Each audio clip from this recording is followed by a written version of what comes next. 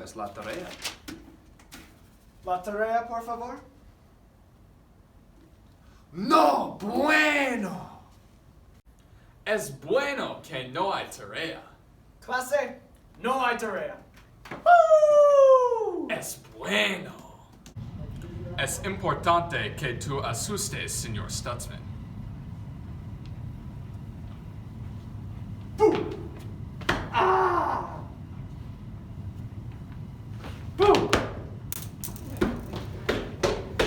Es bueno.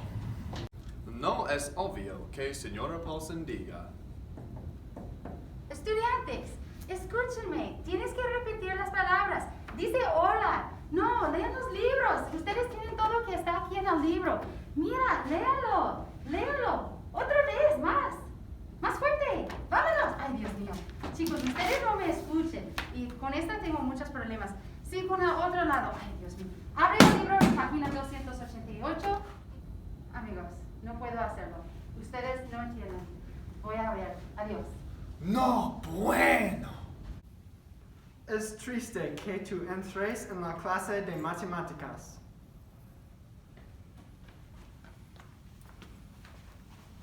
All right, kids.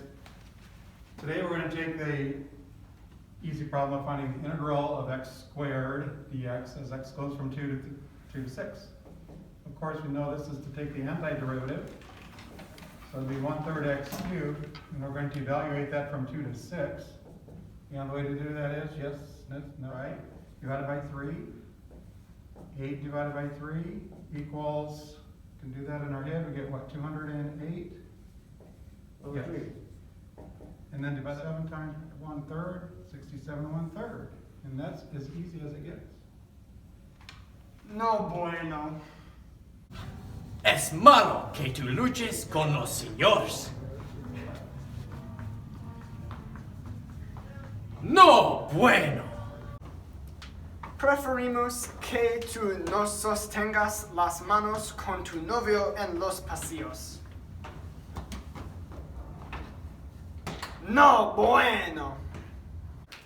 Nosotros dudamos que tú escuches. Chicos, ¿Qué? no bueno.